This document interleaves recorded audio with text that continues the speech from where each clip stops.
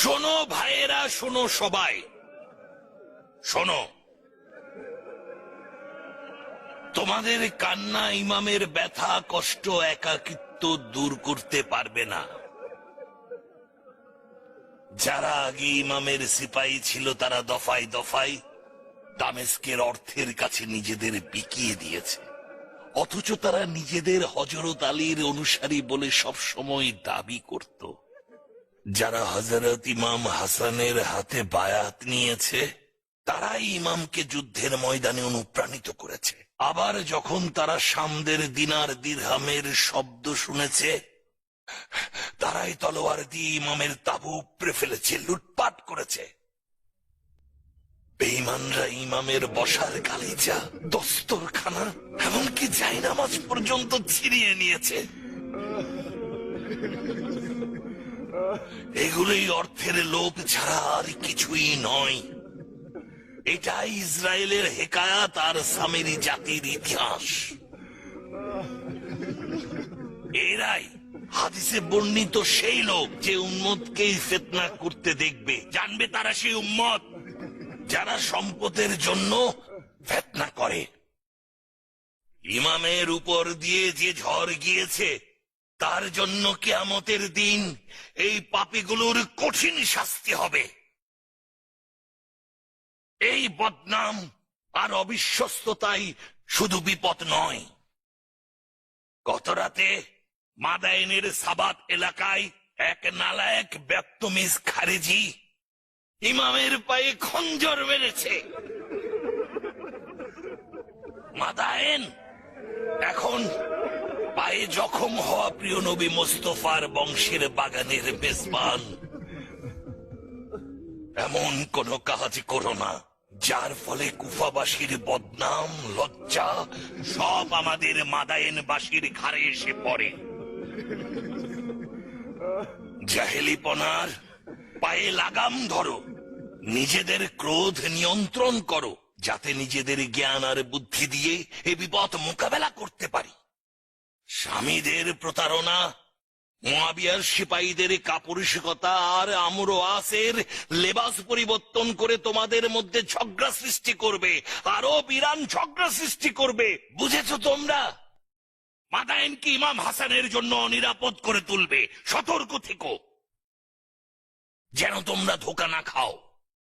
ভাইরা আমার, এই জনাব আবু তোরাবের সঙ্গে সম্পর্কিত শাসক, যিনি ইমাম হাসানের মাধ্যমে নিজের মাকামে পৌঁছেছেন, ইনি মাদায়েনবাসীর ভালোর জন্য নবী মুহাম্মাদের মহান সাহাবী হযরত সালমান ফার্সির সুগন্ধি ছড়িয়ে বেড়াচ্ছেন। অতএব উচিত হচ্ছে জান ও দিল দিয়ে শোনো।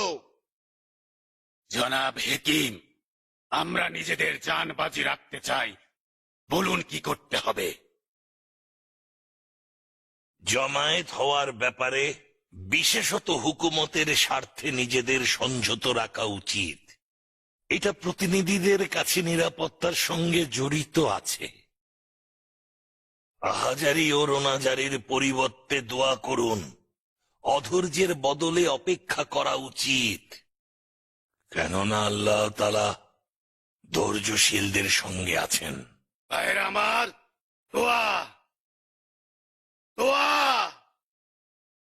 ইয়া নবী সালাম আলাইকা, ইয়া রাসূল সালাম।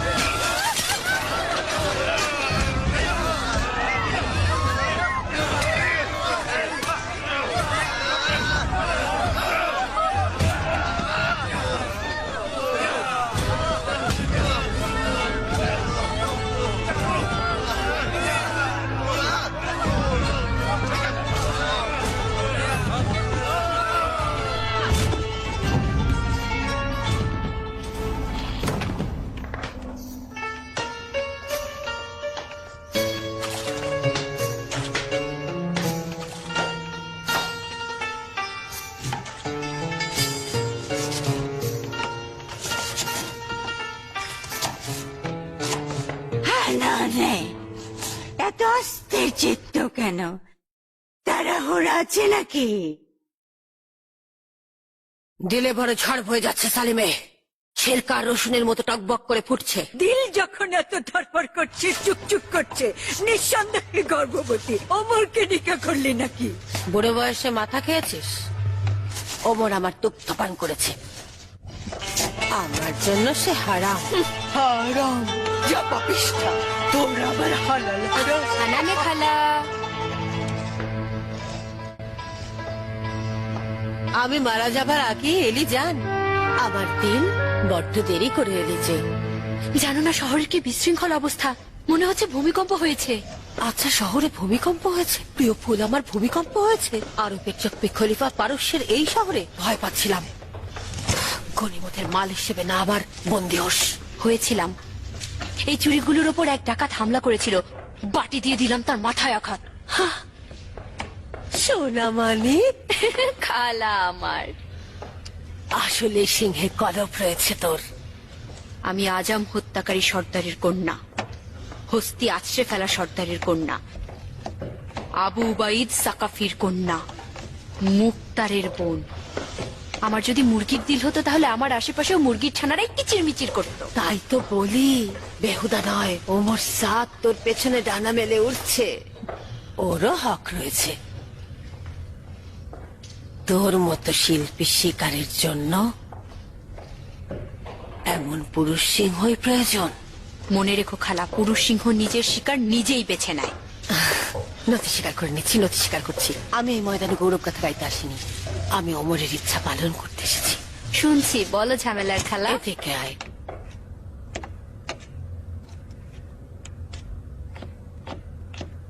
হাসান ইবনে আলীর মুন্ডু পারে তোর ও ওমরের দুজনের ইচ্ছে পূরণ করতে জারিয়ে যান। ওমর ইরাকের হাকিম আর তুই ইরাকের মালিকা হবি। ওমর তো তার পিতার অথর্ব সন্তান, ও অবশ্যই চায় আমি ইমাম হাসানের মন্টুপাত করব। আমাকে নিরাশ করিস না জারিয়ে। মুয়াবিয়া এবং অনেকেই হাসানের মুন্ডুপাতের ইচ্ছা প্রকাশ করেছে। না তুই হাসানের মুন্ডুপাত করবি না ওমর। শত ইবনে মুলজাম দাঁড়িয়ে আছে। এখন আমার কি করা উচিত? এমন কিছু কর যেন মুক্তার ময়দানে আবির্ভূত না হয়। যথেষ্ট। মুক্তার এমনিতেই ময়দানে নামবে না। তোর চাচা জোর করলে কি করবি? চাচা যান আগেও চোরাচুরি করেছে, কিন্তু মুক্তার মুখ ফিরিয়ে নিয়েছে। এইবার সম্পূর্ণ ভিন্ন পরিস্থিতি ছাড়িয়ে যান। সম্ভাবনা রয়েছে ইমাম হাসানের মজলুম অবস্থা দেখে ওর অন্তর ব্যথিত হবে, ময়দানে ঝাঁপিয়ে পড়বে। কিভাবে আমরা মুক্তারকে ফিরিয়ে রাখবো যদি সে একবার নিজে ময়দানে নেমে পড়ে? সাহায্য নিবি নারিয়ে, তোর ভাইয়ের প্রিয়তমা স্ত্রী। নারী আর মুক্তারের প্রেম কাহিনী এখনো লোকের মুখে মুখে। তুই নারীর পায়ের কাছে গিয়ে মিনতি কর। নারী মুক্তারের কানে কানে প্রেমের বন্দনা গাইতে থাকবে। মুক্তার সিদ্ধান্ত বদলাবে। নারী কি আমার সঙ্গে একমত হবে? কর্ম হাসির আরবের হাকিমের মালিকা কত সুন্দর নিকাই না হবে।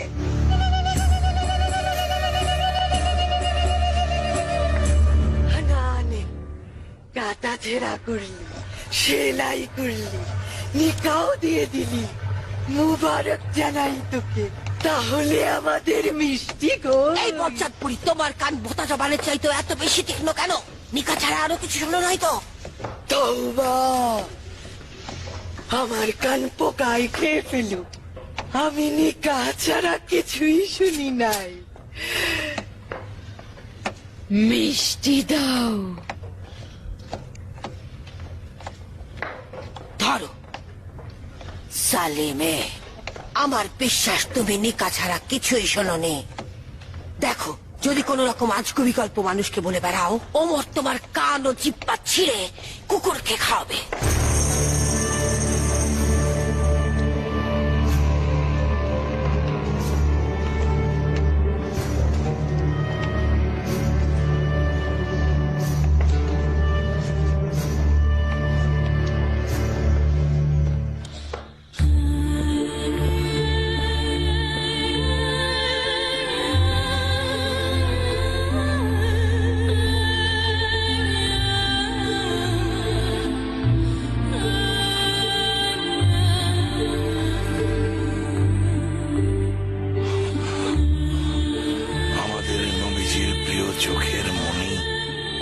কলিজার টুকরো মহান আল্লাহর পরে তোমার উপর সোপর্দ হয়েছে হেকিম।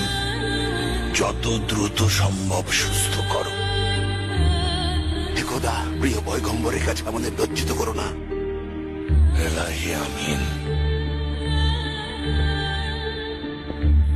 তিনি আমাদের এই অঞ্চলের একজন স্বনামধন্য দায়িত্বশীল হেকিম সর্দার।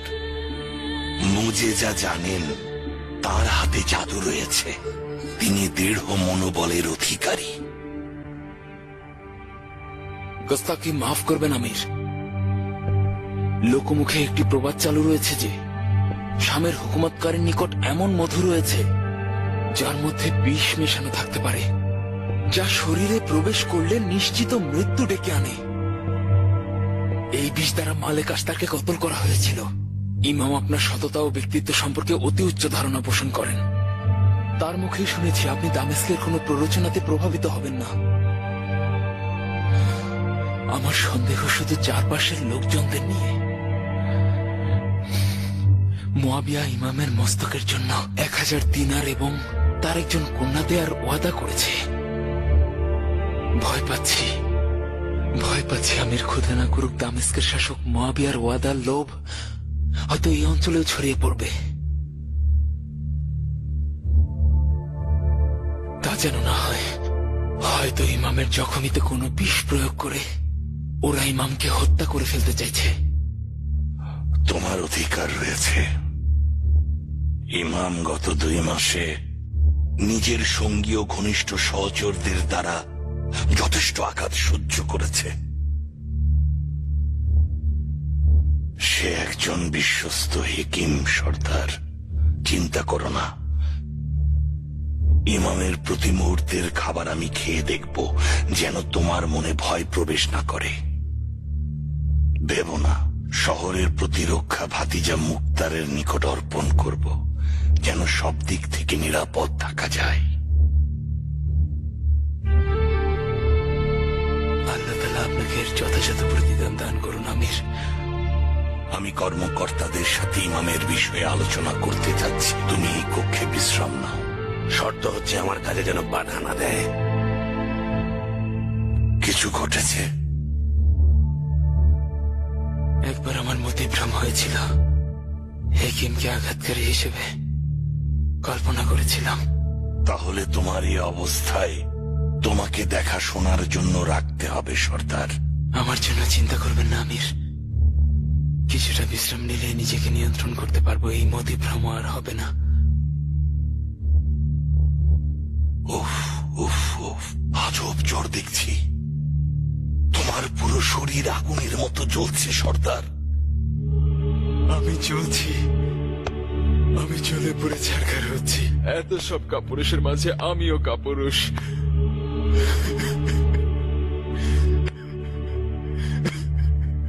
ঠান্ডা পানি ভিজিয়ে একটা তোয়ালে নিয়ে এসো। জলদি ওকে বিছানায় নিয়ে চলো। ওর শরীর থেকে যুদ্ধের পোশাক খুলে ফেলো। উষ্ণ পানিতে শরীরে মুছে দাও।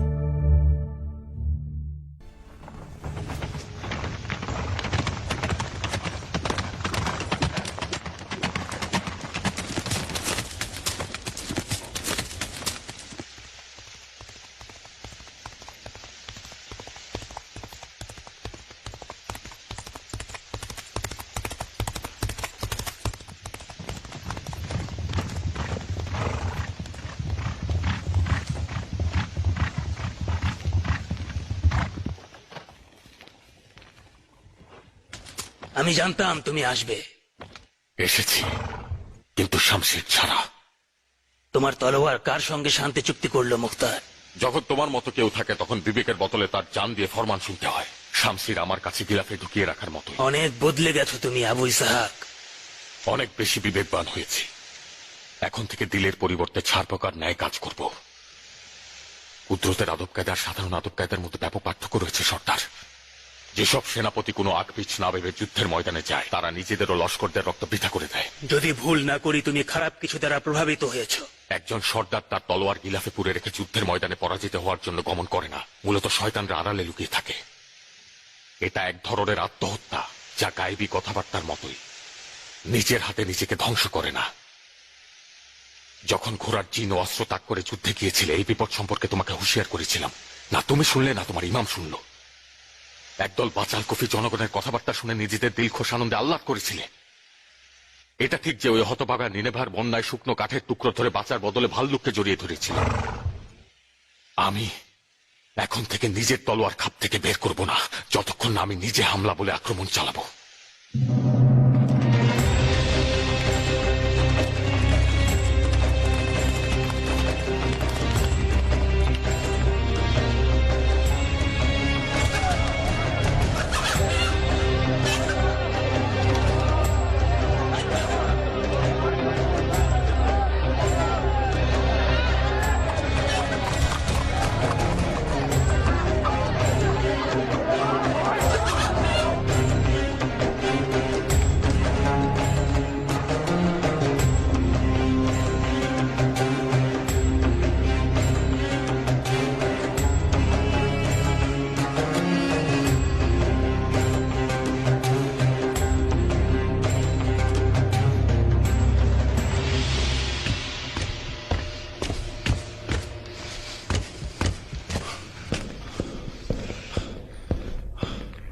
মুক্তার, বুঝতে পারছিস তুই কোথায়?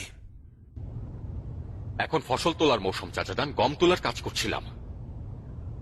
আল্লাহর শুকরিয়া, এই বছর প্রচুর ফসল ফলেছে। এটা আমার জন্য একটা জটিল ধাঁধা হয়েছে। এই দিন বিক্রেতাদের বিশৃঙ্খল বাজারে, যেখানে হযরত আলীর অনুসারীরা জীবন মরণের মাঝখানে দাঁড়িয়ে, আর মুক্তার তুই কিনা মেতে আছিস নিজের জমি জমা নিয়ে। হায় হায় হায় কিয়ান, তুই কি ওকে আমাদের হযরত ইমামের জখমির কথা বলেছিস? জি আমির, আশা করি গমে পরিপূর্ণ জমির কথা ভুলে গিয়ে সে এদিকে মনোযোগ দিবে।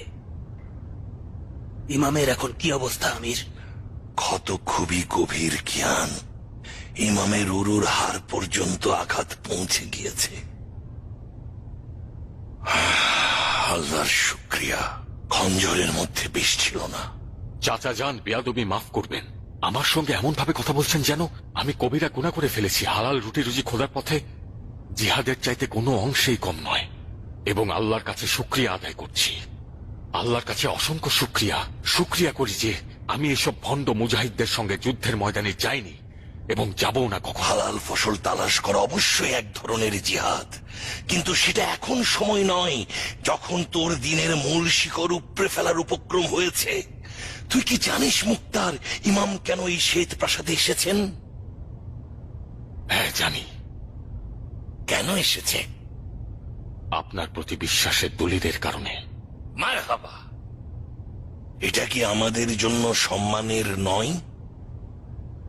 ইমামের আত্মিক ও দৈহিক জখমের কথা বিবেচনা করেও তিনি আমাদের প্রতি বিশ্বাস স্থাপন করেছেন এবং আমাদের কাছে আশ্রয় নিয়েছেন। আর বর্তমানে আমরাও নবীজির বংশধরের অংশ।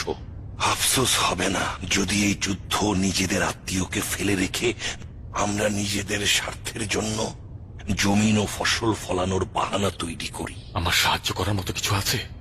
দুশ্মন থেকে দূরে থাকিস না, ময়দানে নেমে পড়, যুদ্ধের পোশাক পরিধান কর, তোর তলোয়ারের থাবা বসিয়ে দে, চাচার সঙ্গে কাঁধ মেলা, যেন একত্রে খোদার রহমতে শয়তানদের বিরুদ্ধে রুখে দাঁড়াতে পারি।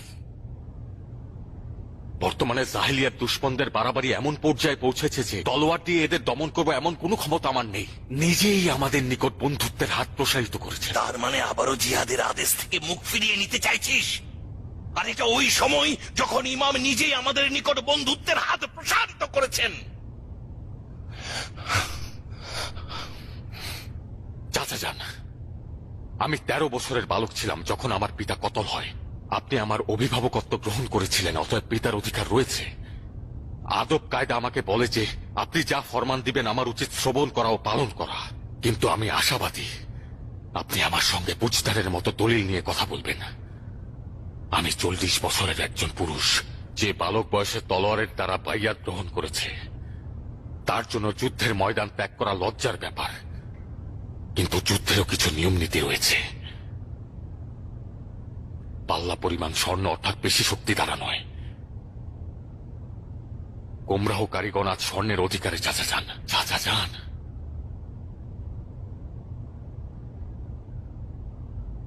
এরকম যুদ্ধে প্রবেশ করা ভুল ছাড়া কিছুই নয়। অব্যাহতভাবেই ভুলের মধ্যে ভুল। গুনাহকারীদের জন্য খোদার নিকট ক্ষমা চাইছি। ওই পাপীদের কথাগুলো তোর মুখে উচ্চারিত হচ্ছে মুক্তার। এমন ভাবে কথা বলছিস যেন হযরত আলী যুদ্ধের কায়দা কানুন সম্পর্কে অবগত ছিলেন না এবং দুশমনদের তোর মতো চিনতে সক্ষম হয়নি। তিনি অদৃষ্টের লীলা খেলায় নিজের জান বিলিয়ে দিয়েছেন, যেমন ভাবে আলী সিফিনের যুদ্ধে অদৃষ্টের খেলায় জয়ী হওয়ার যুদ্ধে থমকে গিয়েছিলেন। ইমাম নিজের একাকিত্ব, পরাজয়, হতাশাকে সঙ্গী করে এই আমাদের মতো মানুষের কাছে এসে পৌঁছেছেন। খোদার কসম, ঘরের কোণে বসে থাকার জন্য দুনিয়ার লোভে বাহানা করছিস? বুদ্ধি ও বিচক্ষণতা দিয়ে ইমামকে সন্দেহ করা কি ঠিক হচ্ছে?